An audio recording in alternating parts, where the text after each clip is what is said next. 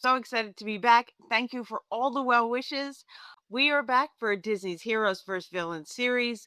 This week, I'm going to try not to be biased, but I totally am. I'm going to admit to it going in. We have my favorite princess versus one of the very new characters in Disney World, Disney's World, not World. We have Ariel and we have Miguel. Now, Miguel, he crossed Marigold's bridge for his family. And Ariel, she traded her voice for a world she's never touched. These two characters, I think, are very different, but kind of similar as we get into it. We're going to compare them through four major categories as we usually do. That is, we're going to talk about character appearance. We're going to talk about powers and abilities. We're going to talk about iconic moments and then entertainment. I'm really excited to get into this with you guys. I'm so excited for my favorite princess to be up. I'm sorry, I told you, I'm biased. Versus Miguel. Now, I haven't been able to see Coco. Unfortunately, this is not a movie that I can watch safely. So, I do sorry for those who love Coco. I might love Coco too if I could actually see the movie. But we're here for it. We'll get into it. If I miss any facts, please put them in the comments below. This is not a movie I've seen, so I really am going off of all the things I've heard about the movie, previews I've seen that I could watch, family members' reviews, and what you guys have told me in the comments below when we've done different characters with Coco. So if I miss anything, I'm sorry, guys. Just put it out there. So let's get into it.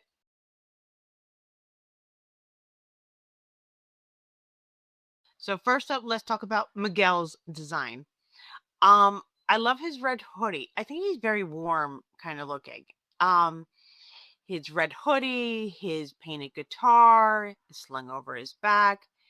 Very iconic looking right from the start. He's kind of dripping with tradition. You know he belongs somewhere. And I really love that about the character. They really bring this tradition to life that we haven't seen in the Disney atmosphere before. So I love his red hoodie. I love that he's not flashy. It's very specific. It's rooted in tradition. When you see that red hoodie, you immediately think of that character now. So I think they've done a really good job. For me, who hasn't even seen the movie, when I see a red hoodie in anything Disney, I think Miguel. I I just think that's awesome that he's so identifiable. So let's switch over to Ariel. We are talking about Ariel from the 1989 animated version, and I think she's very identified very easily with her long red flowing hair, her bright green tail, and the lavender purple seashells. I think that's gorgeous. One thing we have to discuss when we talk about Ariel is she kind of has two different appearances as a mermaid and then when she becomes a human. In both of them, you have that beautiful red hair, very identifiable, and very iconic. Um, I just love what they did with Ariel, and she was one of the first red hair princesses. I'm just saying, that's pretty cool. Not the only one now, but she was the first, so that was really cool. Now, let's talk about powers and ability. So, we're going to start with Miguel again. I think he kind of wins in the power ability. I'm sorry. I do love Ariel, but Miguel's, he doesn't even know he has this power in the beginning of the movie. But when he strikes his guitar or plays his guitar, and he can open up the world of the living and the dead. I think that's incredible that he has this ability. And I mean, how can Ariel even compete with that? But let's talk about Ariel's power. Hers is her voice, and she doesn't even know it. She gives it away or trades it away. But her voice, it calms the sea, it calms sea creatures. It's just moving. And so it captures Eric's heart right from the beginning before he even knows her. Another story to get into.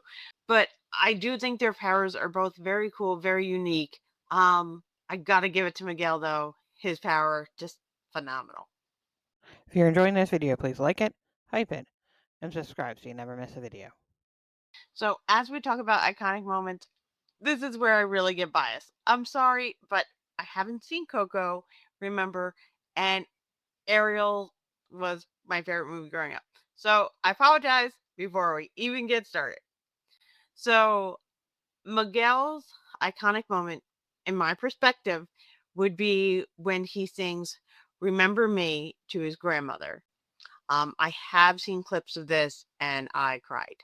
Um, from what I gather, she doesn't remember him. He was told she will never remember him.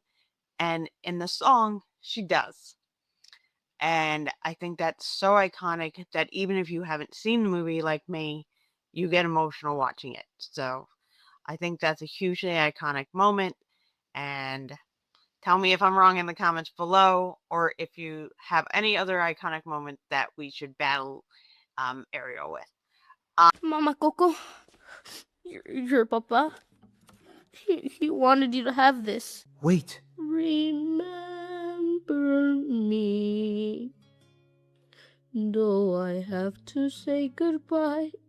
Remember me, don't let it make you cry.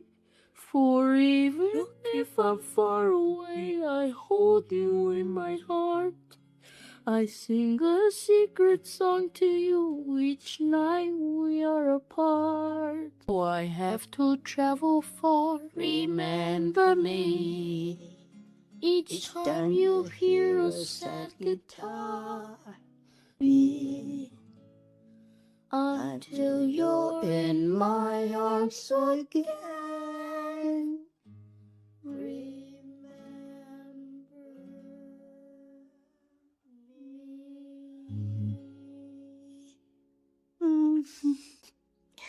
Elena, what's wrong, Mika? Nothing, Mama. Nothing at all. My papa used to sing me that song. He loved you, Mama Coco. Your papa loved you so much.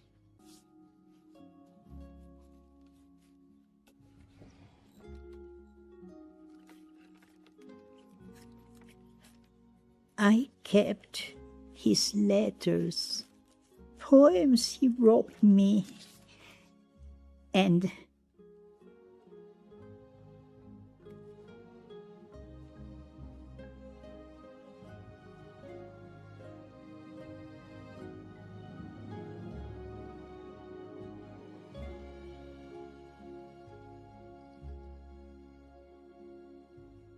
Papa was a musician.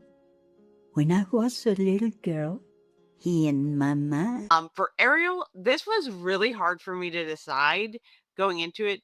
Of course, it's one of my favorite movies growing up, but also I didn't think there was one moment for Ariel because she was so silent through the movie that really clicked, except for singing part of that world. Um, because it's a girl dreaming of what she really wants. And as a girl, because I was young when this movie came out, is very iconic, knowing what you want, going for it. She doesn't ever think she's going to be part of that world. She has a tail. But she does. So I think that's very iconic, knowing what you want and just dreaming about it. And you see that dream in that song. I don't see how a world that makes such wonderful things could be bad. Look at this stuff. Isn't it neat? Wouldn't you think my collection's complete? Wouldn't you think I'm the girl who has everything? You want thingamabobs? I got 20. But who cares? No big deal. I want more. Wanna see 'em dancing, walking around on those, what do you call 'em? Oh, feet dancing, strolling along down a, what's that word again? Street. Up where they walk, up where they run, up where they stay all day in the sun, wandering free, Wish I could be part of that world. What would I pay to spend a day warm on the sand? That ya on land, they understand, but they don't reprimand their daughter. Sick of swimming, ready to stand. Ready to know what the people know. It's a fire, and why does it, what's the word? Burn. When's it my turn? Wouldn't I now love to explore More. the sea? Wish I could be part of it.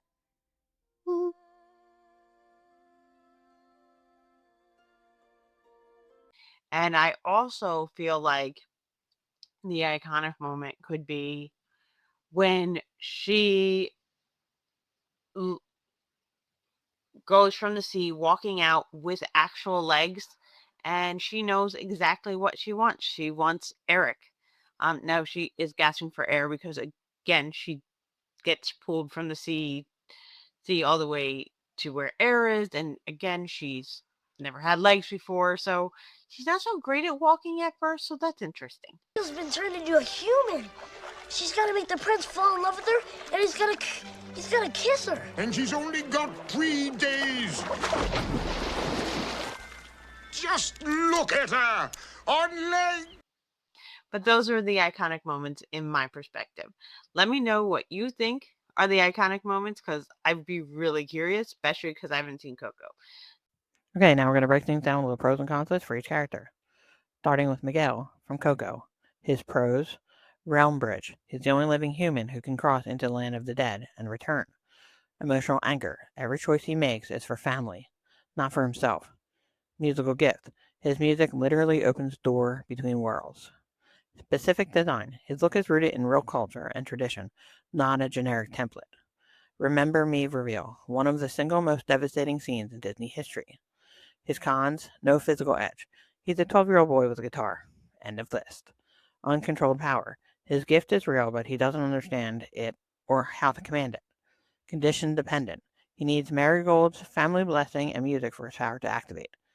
Slower momentum. His middle act is visually rich but narratively deliberate. And single peak. His entire story lives in the shadow of one emotional climax. And now, on to Ariel from The Little Mermaid. Her pros: instantly iconic. Her silhouette is one of the most recognizable in all of animation. Dual identity. She's the rare Disney character with 2 complete visual forms, both stunning. Environmental dominance. In or near water, she's nearly untouchable in speed and agility. Siren voice. Her voice is established as supernaturally powerful before she ever uses it. Adaptable. She navigates a shark, a sea witch, and a human world without her greatest tool. Cons: voice as liability. She trades her greatest weapon willingly within hours of meeting a stranger. Error limitations. 1989 hand-drawn animation feels vintage side by side with modern CGI. Power by proxy. Her abilities rely on her environment or other characters' magic, not her own. Impulsive. Bold decisions made fast without strategy. Her instinct is to leap, not plan. And silent second act. She spends a chunk of her own movie unable to speak, sharing the spotlight. Now, as we talk about this, compare them, and let's see who should go on to the next round. Of course, that's going to be up to you guys in the comments down below. So please cast your votes. First, we had Miguel, a young boy with magic inside that he didn't know he had, with his music. And Ariel, again, also with music, though, her voice, her singing, though she doesn't talk for most of her movie.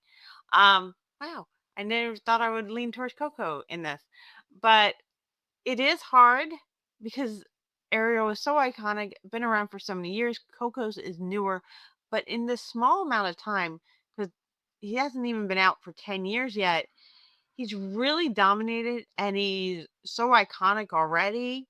You really got to give it up to him. Really came into the bat being iconic. came into the room being iconic, I guess. So phenomenal movies. I don't know how you guys are gonna choose. I really think this is a tough one because we don't have a villain versus hero, which was a little easier because you want to vote for the hero. Um, do we bring the iconic red hair or the red hoodie? Again, thank you for being so patient as I came back. I'm just so glad to be back with you guys, and I hope you guys are enjoying these videos. And please share with your friends. We're still early on in this challenge, so we have a lot more to go. Thank you guys. Have a wonderful day. And remember, find a reason to smile today. Bye, everybody.